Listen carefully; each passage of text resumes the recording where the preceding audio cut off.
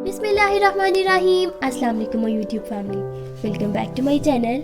जी viewers, तो आपको thumbnail देख के आइडिया हो गया होगा कि आज हम बनाने जा रहे हैं डोनेट्स, वो भी मरियम परवेज़ की रेसिपी को फॉलो करके। तो देखते हैं कि हमारे क्या रिजल्ट्स आते हैं। मरियम आपी मेरी बहुत फेवरेट है और उनकी रेसिपीज़ भी बहुत अच्छी होती हैं। मैं उनकी ये रेसिपी ट्राई करने जा रही थी तो मैंने सोचा आपके साथ भी शेयर कर दूँ। तो चलते हैं रेसिपी और इसके इंग्रेडिएंट्स की तरफ। मैंने 2 कप मैदा ले लिया है, मैदे को मैंने छान लिया है। कप का साइज़ ये है, आप कोई भी यूज़ कर सकते हैं। इसके बाद मैंने पाउडर्ड शुगर ले ली है, ये मैंने 2.5 टेबल स्पून ली है। इसके बाद मैंने 2 टेबल स्पून ऑयल के ले लिए हैं। मरियम आपी ने बटर यूज़ किया था, मेरे पास बटर नहीं था इसलिए मैंने ऑयल यूज़ किया है। 3-4 कप हमने दूध का ले लेना है। एक अंडा ले लेंगे जो कि रूम टेम्परेचर पे हो और हम 2 टेबल स्पून ले लेंगे यीस्ट के। अब पहला स्टेप ये है कि जो हमने पाउडर शुगर रखी हुई थी उसको भी हम मैदे में ऐड कर देंगे और इन दोनों चीज़ों को हमने अच्छे से मिक्स कर लेना है।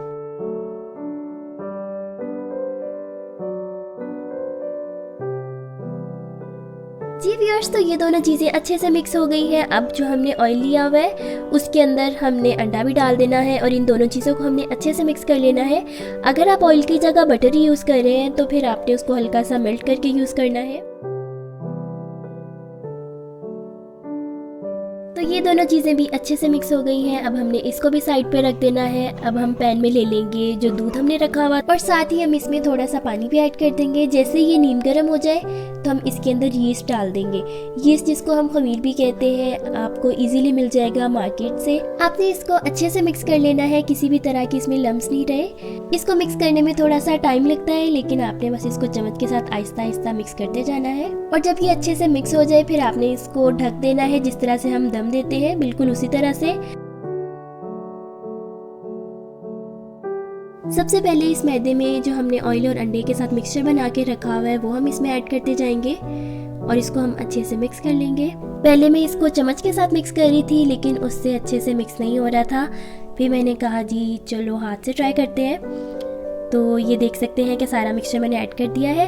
फिर हम इसमें जो यीस्ट वाला दूध है वो हम थोड़ा थोड़ा ऐड करते जाएंगे और इसको हम गूंद लेंगे। ये बहुत स्टिकी होता है, इसको गूंदने में थोड़ी सी मुश्किल होती है लेकिन कोई बात नहीं, आहिस्ता आहिस्ता करके आपने इसको गूंद लेना है। 10 से 12 मिनट गूंदने के बाद आपने इस पर हल्का हल्का सा घी लगा लेना है हर तरफ ताकि ये चिपके नहीं।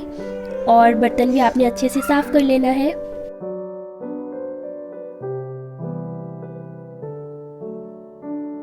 जी व्यूअर्स, तो इस पे हमने घी लगा दिया है। अब हमने इसको एक बाउल में ढक के रख देना है। बाउल पे भी आपने अच्छे से हर तरफ घी या ऑयल जो भी आपके पास हो आपने लगा लेना है ताकि बाउल के साथ चिपके नहीं। और आपने इसको ढक के रख देना है तकरीबन 2 से 3 घंटे के लिए। 2 से 3 घंटे के बाद ये अच्छा खासा राइस हो चुका होगा। अब आपने इसको बाउल से निकाल के एक दफ़ा दोबारा सूखे के अंदर हल्का सा गूंद लेना है। अब हम इसको बेल लेते हैं। नीचे आपने सूखा लगा लेना है ताकि ये नीचे से चिपके नहीं। आपने इसको ज़्यादा बारीक नहीं बेलना, आप इसकी थिकनेस देख सकते हैं, बस आपने इतना सा मोटा इसको रखना है। अब आप कोई भी 2 कैप ले लें बॉटल के, अगर आपके पास शेप कटर है आप वो ले सकते हैं। एहतियात के साथ आपने इसको अच्छे से कट कर लेना है।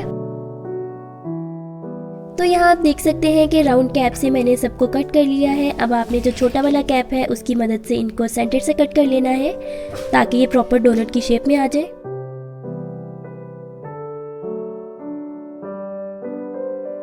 अब जिस प्लेट पे आपने डोनट्स रखने हैं आपने उस प्लेट पे भी हल्का सा सूखा लगा लेना है ताकि डोनट्स चिपके नहीं। डोनट्स बनाते हुए जो सबसे बड़ा मसला होता है वो यही होता है कि डोनट्स चिपक जाते हैं नीचे और फिर उनकी शेप खराब हो जाती है। अब जो इसकी एक्स्ट्रा डो है उसको आपने रिमूव कर देना है और उसका दोबारा से पेड़ा बना के अगेन आपने उसके डोनट्स बना लेने हैं। अब हम इनको फ्राई कर लेते हैं। फ्राई करने के लिए आपने ऑयल के टेम्परेचर का बहुत ध्यान रखना है। आपने इसको टेस्ट इस तरह से करना है कि डो में से छोटी सी बॉल ले लें और आपने उसको ऑयल में डालना है। जैसे ही वो बॉल ऊपर आ जाए इसका मतलब है कि ये टेम्परेचर बिल्कुल परफेक्ट है और आपने इसके अंदर डोनट डाल के इसको फ्राई कर लेना है। जैसे ही आप डोनट को डालें आपने उसकी साइड्स चेंज करते रहना है फ़ौरन से, इस तरह से वो जल्दी फूलता है। फ्लेम आपने लो टू मीडियम रखना है। जैसे ही प्यारा सा गोल्डन ब्राउन सा कलर आएगा आपने इसको निकाल लेना है। बाकी सारे डोनट्स भी आपने इसी तरह से फ्राई कर लेने हैं।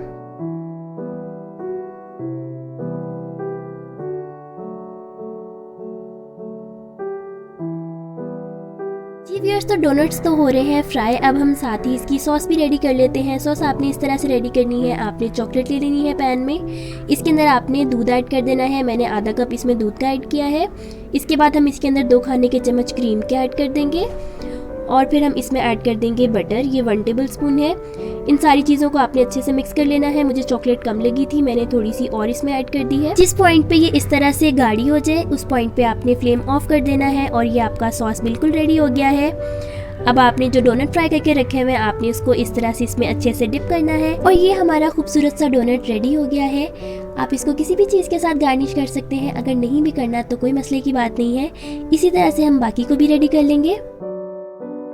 जी व्यूअर्स, तो ये थी आज की वीडियो। उम्मीद है आपको अच्छी लगी होगी। इंशाल्लाह मिलेंगे नई वीडियो नई रेसिपी के साथ। अपना बहुत सारा ख्याल रखिएगा। अल्लाह हाफिज़।